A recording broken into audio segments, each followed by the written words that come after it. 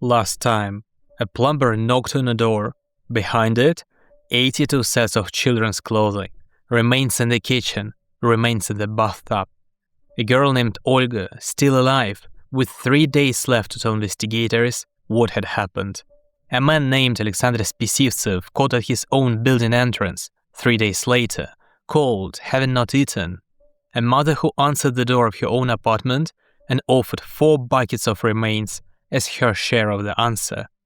But to understand how this apartment existed, undisturbed for years, on the 9th floor of a residential building in a city of 600,000 people, you have to understand the city.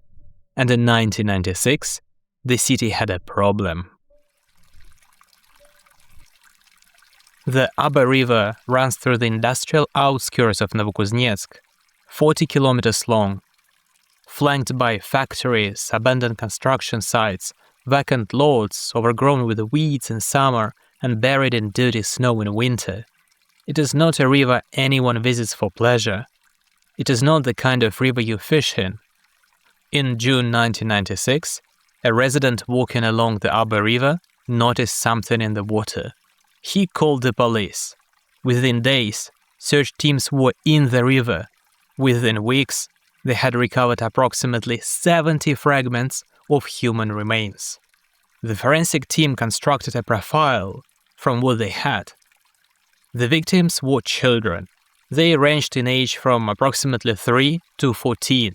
Some had been in the water for weeks, some for months. All of them had been killed before they were put in the river. The cause of death was not drowning. Some of the remains could be matched to missing persons reports. 15 children were eventually established as victims through forensic identification. The rest could not be matched to any record, because there was no record.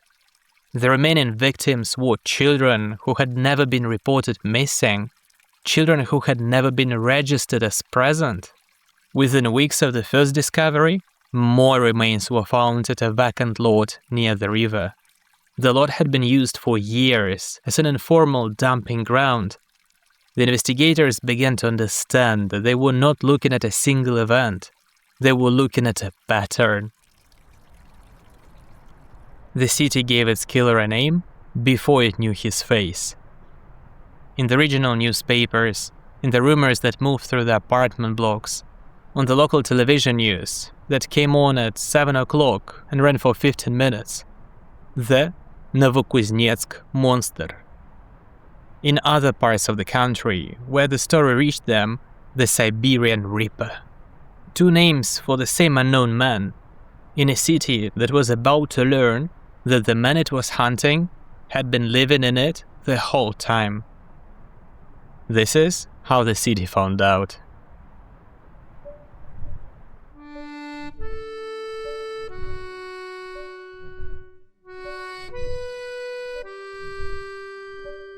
My name is Clement, I'm Russian, and this is a one-person production.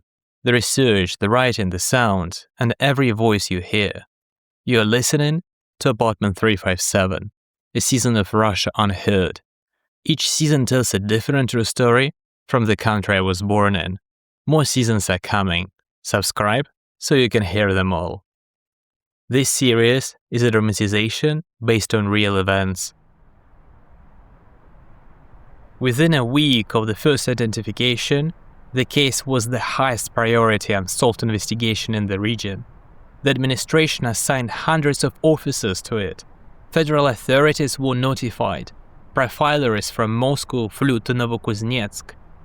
The forensic team in the city, which had been processing river fragments by the bucket, was reinforced by specialists from cities nearby. They built a profile of the killer from the evidence. A man, likely local, likely with a history of psychiatric illness, likely with the ability to attract or coerce children, likely able to dispose of bodies with some degree of method, weighting, cutting, transporting. They were looking, in other words, for the kind of person who, in another era, would have already been on a list. They had no list. Not for this city. Not for this kind of crime. In 1996, there was no national database of violent offenders that you could query the way you can today. There were institutions, psychiatric hospitals, prisons, pre-trial detention centers, but the institutions did not talk to each other. Or when they talked, it was on paper, by fax, slowly, and not always accurately. We had 3 theories. We pursued them simultaneously.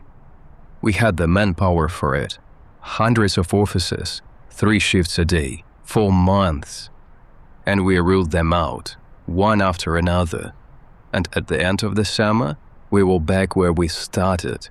Except months had passed, and during those months, the killer had not stopped. The first theory was organ trafficking. Organized criminal groups were operating openly in Novokuznetsk in the mid-90s, in arms, narcotics, and human trafficking, with intelligence suggesting at least some involvement in smuggling operations through the regional airport. The age of the victims, the nature of the injuries, the apparent skill in dismemberment, all of it was consistent with an organized criminal operation harvesting organs for the black market. The police followed the theory hard. They searched outgoing flights. They raided properties associated with the major criminal networks. They found other things: contraband, weapons, evidence of other crimes, but nothing that connected to the river. The criminal groups had their own forms of violence. They did not produce remains in a river. They produced remains. When they produced them at all, they disappeared without a trace. Organ trafficking would have made operational sense to us. It would have explained the dismemberment. It would have explained the scale. It did not explain the age of the youngest victims. You do not traffic the organs of a 3-year-old. The market is not there. The theory broke. The second theory was named Oleg Relykov. Relykov was a serial killer operating in Tolyatti, 1,000 kilometers to the west. He killed children. He had been at it for years. He was, by the summer of 1996, the most actively hunted serial killer in the Russian Federation. When he was arrested, the Novokuznetsk team examined his movements carefully. Was there any period during which he could have been operating in Siberia? There was not. Relkov's crimes were geographically confined to Tolyatti and its surroundings. He did not travel. The Novokuznetsk monster was still in Novokuznetsk. The third theory was the one that should have solved the case. The forensic profile pointed strongly to a man with a documented history of psychiatric illness, specifically someone who had been committed for violent acts and had since been released. The investigators contacted every psychiatric institution in the region, every hospital, every clinic, every facility that housed patients on compulsory treatment. They sent the profile. They asked, who has been released in the past 5 years? Who matches? Every institution responded. The patient files were checked. The discharge records were examined. The names of every person released who matched the profile were sent to the investigators. None of them flagged Alexander Spesivtsev. The reason none of them flagged him is the subject of a later episode. For now, what matters is the operational result. The system, queried correctly, gave the wrong answer. The team was looking for a man who fit a profile they had constructed from evidence. The man they were looking for fit the profile exactly. He was not on the list. We had been right about the profile. We had been right about the question to ask. We asked the right question of the right institutions. The institutions gave us a complete answer. The answer was wrong. And there was no second way to ask. There was no other place to look. By the end of the summer of 1996, we were nowhere. While the investigators were searching outward, the airports, the criminal networks, the other cities, the other suspects, the city around them was not the city they remembered. Russia in 1996 was a country in the middle of a slow collapse that had started in 1991 and had not stopped. Violent crime rates had risen sharply since the late Soviet period. Organized crime was operating openly. Pensions were unpaid. Institutions that had been built to do specific things were doing them less or not at all. Novokuznetsk was a steel city. By 1996, the steel was barely being produced. The factories had stopped paying their workers. The miners had stopped being paid. Strikes were continuous. The auxiliary services around the plants, the kindergartens, the clinics, the cafeterias, all of which had been part of the enterprise, were running on fumes. Some had closed entirely. And out of all that, a specific consequence had emerged that nobody quite knew what to do with. The Russian word is besprizorniki. It translates roughly as homeless or neglected children, children outside ordinary family and state supervision. In Russia, the word carries a century of history. It was used during the Civil War of 1917 to 1922, when millions of children were orphaned by famine and fighting, and the new Soviet state mounted a national campaign to bring them indoors. Posters were printed, special trains were run. The campaign was, by the standards of the time, a success. The state declared victory over the besprizorniki crisis in 1935. The word was retired. It was no longer needed. 60 years later, it came back. By the mid-90s, estimates of unsupervised children in Russia ranged from several 100,000 to over 1 million. The figures varied because the counting was impossible. You cannot conduct a census of a population that has no address, no registration, and no reason to trust the person holding the clipboard. In cities like Novokuznetsk, industrial, isolated, economically devastated, the children were visible to anyone who walked through the city center on a winter morning. They clustered at the bakeries that still operated, at the railway station, at the bus depot, at the entrances of buildings that had not locked their doors.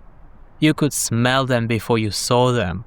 Weeks in the same clothes, skin infections, the metallic sweetness of unwashed hair.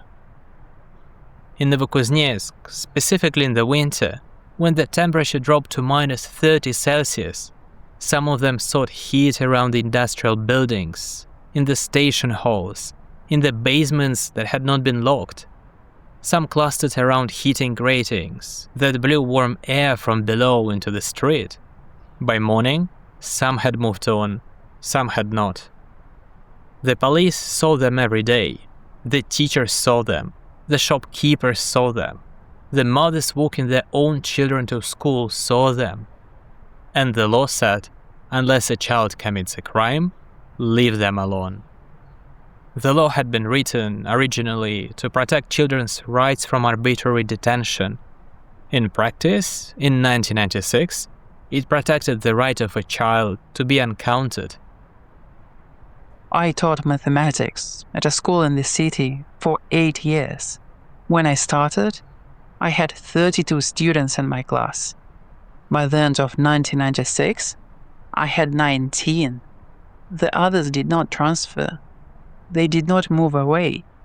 They simply stopped coming. 13 empty desks. I knew every name. When a child stops coming to a school, the teacher is required to report it. I reported every time. I filled out the form. I attached the relevant attendance records, and the form went to the education department. The education department sent it to social services. Social services had 4 case workers for the entire district. 4 people covering 80,000 people. They were good people. They were drowning. There was a girl in my class. I will not give her name. Good student, quiet, hardworking. Her mother worked at a plant. Her father had left some years before. When her mother stopped being paid, the girl stopped coming. I went to the apartment. The mother opened the door. The flat was cold. The heating worked, but everything else had been sold. There was no furniture, only a mattress on the floor in the main room. The mother said the girl was staying with relatives in another city. I did not believe her. I filed a report. I never saw the girl again. I do not know what happened to her. I have wondered, since the river was emptied of bones, whether she was among them. That was the population from which the killer was choosing. Not exclusively. He killed in both directions. Children who had families and addresses, like the 3 girls who would walk up 9 flights of stairs in September, and children who had nothing and were missed by no one. But the river contained, overwhelmingly, the second category. Children who had stopped coming to school. Children who had been told their mothers were unwell and had drifted away from the apartments where they had lived. Children who had run or been pushed or simply walked off. And then there was the building. Pionersky Prospect 53 was a 9-story panel construction apartment block built in the 1970s.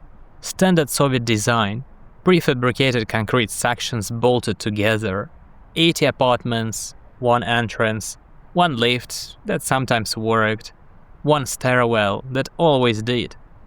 The kind of building that the city had 1,000 of. In 1996, the building was full. A mix of pensioners, working families, the kind of demographic mix that Soviet apartment blocks produced.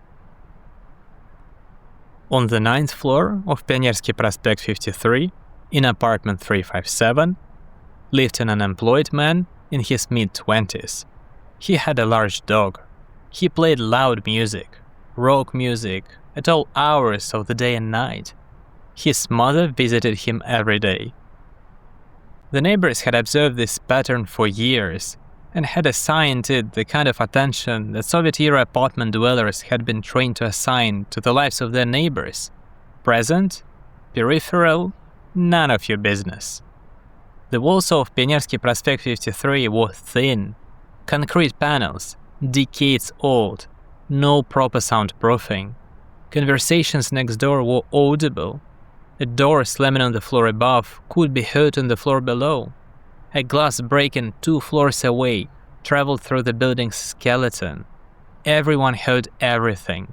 By 1996, everyone had trained themselves to stop listening. Through the summer of 1996, while the search teams continued their work on the Aba River, a woman named Lydia Vedenina, who lived on the 9th floor of Pionersky Prospect 53, called the local police station. She had a complaint about apartment 357. I called in June, or maybe July. I called that pressing number. I told the woman who answered, there is a smell coming from apartment 357 on the 9th floor. A bad smell. Not cooking, not garbage, something else. And the music, he plays music very loud, rock music, all hours. The walls in this building are not thick. Everyone on the floor can hear it. I asked them to send someone. The woman said they would look into it. Nobody came. Not that week, not the next week. I called again in August. I gave them the address again. I told them the smell had got worse. I told them the smell was now also in the corridor. They said they would look into it. Nobody came. I called once more, I think in September. After that, I stopped calling. What was the point? Lydia Vedenina later said she had called the police about apartment 357 multiple times during the summer of 1996. Each call gave the address, the apartment number, the complaint about the smell and the music. None of them produced a visit. The investigators who were searching for the Novokuznetsk monster did not know about Lydia Vedenina's calls. The calls had gone to the local precinct, which handled neighborhood complaints, not to the special team investigating the river killings. The two streams of information did not meet. They would not meet until October, when a plumber called the police about a man refusing access to a heating maintenance check, and the call was logged at the precinct. And the precinct, by chance, by procedure, by the alertness of a single dispatcher, connected the address to the broader investigation. In 1929, when the city was being built out of frozen ground at the order of a government that believed in the future of human history more than any government before or since, a poet named Vladimir Mayakovsky wrote a poem about the project. He never visited the site himself. The city did not yet exist. He wrote about it as a promise. In Russian, the lines known to generations of Soviet school children, that the children of Novokuznetsk learned as a matter of pride for 60 years. «Я знаю, город будет, я знаю, саду цвесть, когда такие люди в стране советской есть». In English, I know the city will rise. I know the garden will bloom, while such people live in the Soviet land. Mayakovsky was right about the city. The city was built. 600,000 people lived in it. They worked at the plants. They raised their children. They knew each other's footsteps on the stairs. In 1996, in the summer when bones began surfacing in the river, the city was still standing.